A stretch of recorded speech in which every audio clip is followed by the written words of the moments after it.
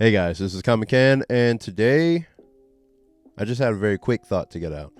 Um, I will be putting out more vlogs very soon, and I have a ton of great video ideas to put out to you guys as well. So those are coming soon as well.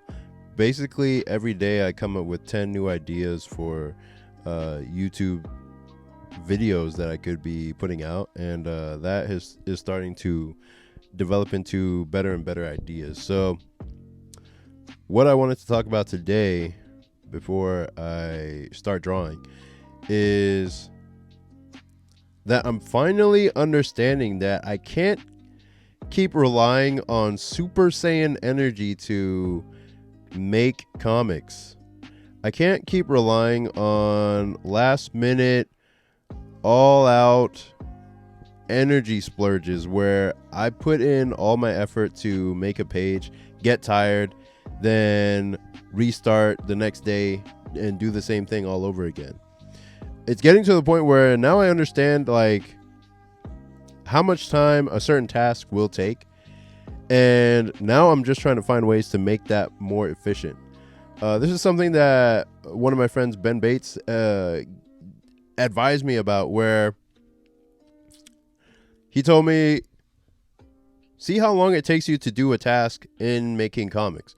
Like when you're drawing, see how long it takes you to draw a background.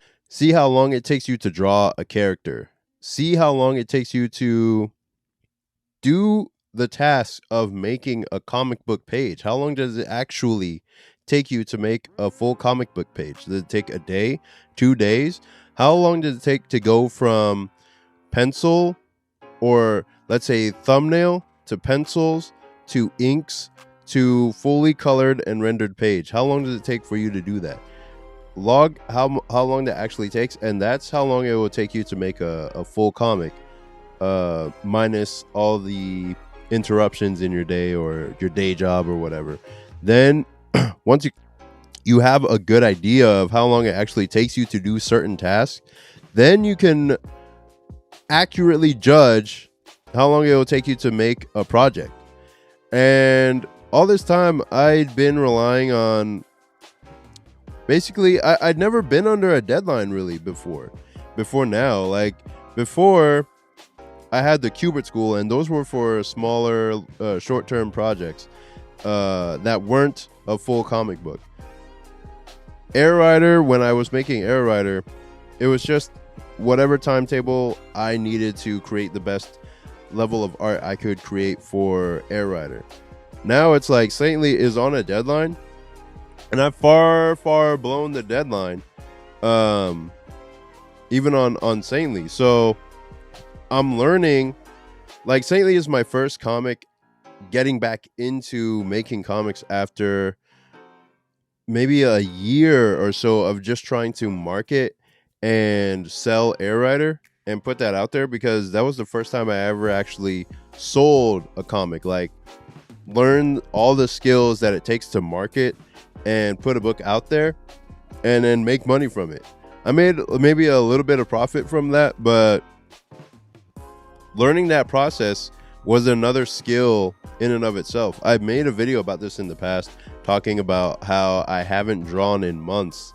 I've drawn a lot in these days, but back then it was like I hadn't drawn at all in months, not even a little bit, because I was so focused on the task of marketing and trying to sell my work that I was posting YouTube videos, posting Instagram videos, posting doing a podcast, doing like Twitter posts every single day.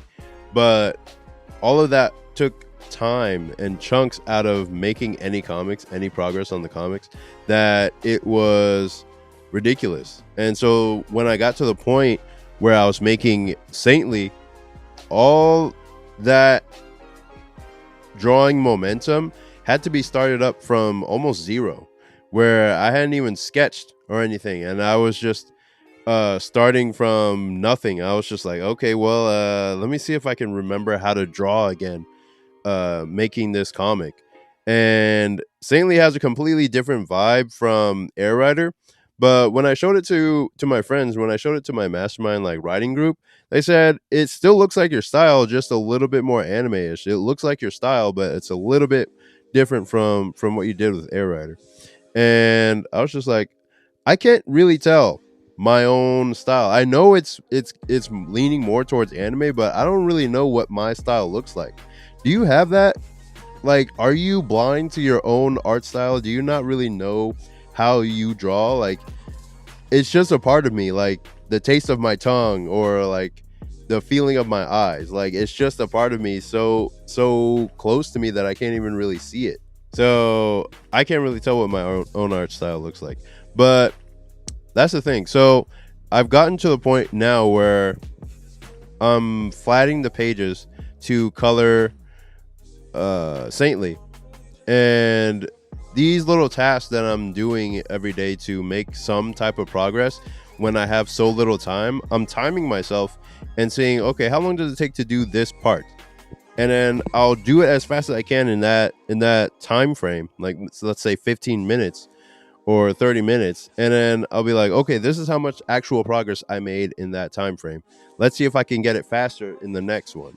And then I just keep trying to do that over and over, and start to learn, like, okay, how actually fast do I create and produce work, so that I can find ways to cut down on the production time and then increase the speed that I'm using to make it.